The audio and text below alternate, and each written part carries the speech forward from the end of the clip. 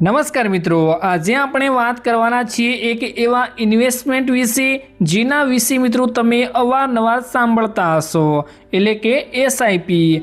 પરંતુ એસઆઈપી ખરેખર શું છે, એસઆઈપી કેવી રીતે કરાય, કેટલા રૂપિયાથી શરૂ કરી શકાય, તેના ફાયદા શું છે અને એસઆઈપીમાં નુકસાન થઈ શકે કે નહીં, સંપૂર્ણ ડિટેલમાં આપણે એટલે કે આ તમામ સવાલોના જવાબ સંપૂર્ણ ડિટેલની અંદર આજે આપણે 5 મિનિટની અંદર સરળ ભાષામાં સમજવાના છીએ। તો વિડીયો સારો લાગે તો વિડીયોને લાઈક કરજો અને આવા અવારનવાર ગુજરાતી ભાષાની અંદર વિડીયો જોવા માટે આપણી આ ચેનલને સબસ્ક્રાઈબ કરજો।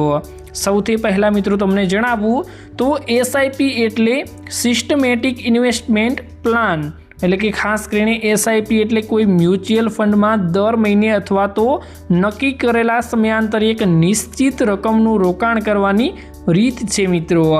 ઉદાહરણ તરીકે તમે દર મહિને 1000 રૂપિયા કોઈ મ્યુચ્યુઅલ ફંડમાં રોકો છો તો તમે દર મહિને તમારા ખાતામાંથી 1000 રૂપિયા ઇન્વેસ્ટ કરી શકો છો। એટલે કે અહીં ધ્યાન રાખવાની મિત્રો વાત એ છે કે એસઆઈપી પોતે કોઈ અલગ ઇન્વેસ્ટમેન્ટ પ્રોડક્ટ નથી। એસઆઈપી એ મ્યુચ્યુઅલ ફંડમાં નિયમિત રોકાણ કરવાની પદ્ધતિ છે। હવે મિત્રો સમજીએ કે મ્યુચ્યુઅલ ફંડ શું છે।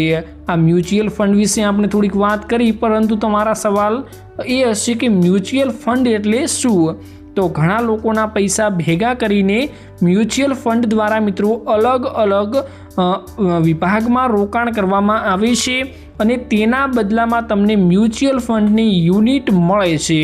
એટલે કે આ ઇન્વેસ્ટમેન્ટને પ્રોફેશનલ ફંડ મેનેજમેન્ટ અને મેનેજ કરતું હોય છે। તો ખાસ મિત્રો હવે તમારો પ્રશ્ન એ આવે છે કે એસઆઈપી કેવી રીતે કરવી જરૂરી છે। તો સૌથી પહેલાં તમારી કેવાયસી પ્રક્રિયા પૂર્ણ કરવાની હોય છે। ત્યારબાદ તમે યોગ્ય મ્યુચ્યુઅલ ફંડ પ્લેટફોર્મ અથવા તો એએમસી મારફતે મ્યુચ્યુઅલ ફંડ પસંદ કરી શકો છો। પછી તમારી ફાઇનાન્શિયલ ગોલ નક્કી કરવાની હોય છે, જેમ કે મિત્રો તમારે તમારા બાળકોના એજ્યુકેશન માટે મિત્રો પૈસા રોકવા હોય, અથવા ઘર ખરીદવા માટે, અથવા લાંબા ગાળાની વેલ્થ માટે એટલે કે લાંબા ગાળાના સમય માટે તમારે પૈસા રોકાણ કરવા હોય તો તમે તેને એસઆઈપીમાં રોકી શકો છો। ત્યારબાદ રિસ્ક કેપેસિટી પ્રમાણે મ્યુચ્યુઅલ ફંડ પસંદ કરો અને એસઆઈપીની અમાઉન્ટ નક્કી કરવાની હોય છે। ઘણી સ્કીમમાં મિત્રો નાની રકમથી પણ એસઆઈપી શરૂ કરી શકાય છે, પરંતુ મિનિમમ અમાઉન્ટની સ્કીમ પ્રમાણે અલગ અલગ હોય છે। હવે સમજીએ કે એસઆઈપી કામ કેવી રીતે કરે છે, એસઆઈપીમાં કેટલા પૈસા રોકવાથી કેટલા મળે છે। તો માની લો કે તમે દર મહિને 1000ની એસઆઈપી કરો છો અને જો કોઈ મહિને મ્યુચ્યુઅલ ફંડનું NAV 20 રૂપિયા હોય તો 1000માં તમને લગભગ 50 યુનિટ મળે છે। અને દર મહિને જો એટલે કે આ બીજા મહિને તમને NAV ઘટીને 10 રૂપિયા થઈ જાય છે તો એ જ 1000માંથી તમને લગભગ 100 યુનિટ મળી જાય છે। એટલે કે બજાર ઉપર હોય ત્યારે ઓછા યુનિટ અને બજાર નીચે હોય ત્યારે તમને વધારે યુનિટ મળે છે। તમારે ખાસ મિત્રો ધ્યાન રાખવાનું છે અને આને રૂપી કોસ્ટ એવરેજિંગ સાથે જોડવામાં આવે છે।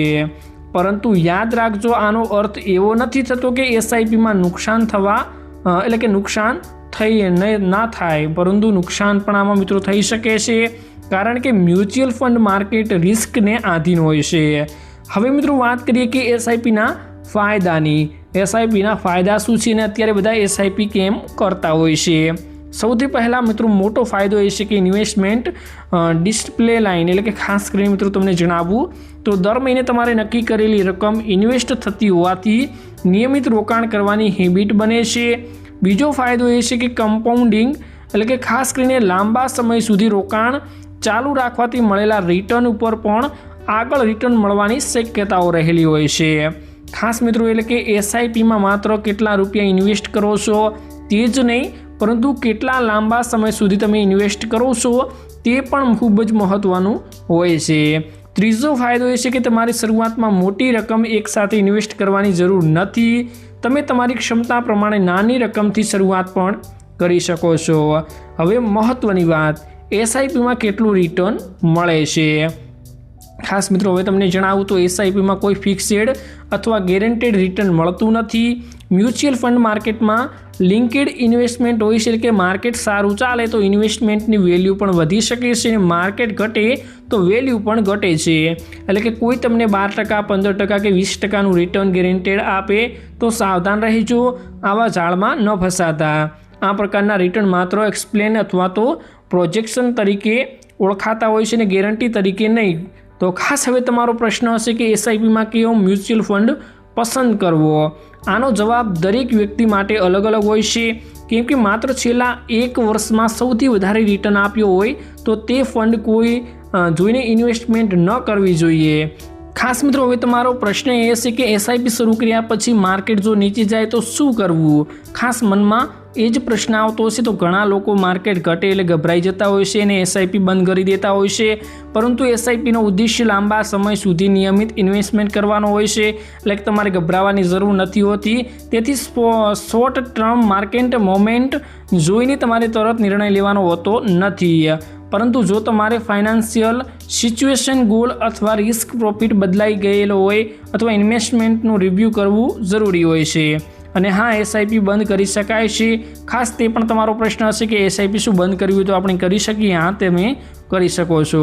એસઆઈપી બંધ કરવાથી સામાન્ય રીતે નવા ઇન્સ્ટોલમેન્ટ બંધ થઈ જાય છે, એટલે કે ખાસ કરીને તમારી ગ્રોથ વધતી હોય તે તમારી બંધ થઈ જાય છે.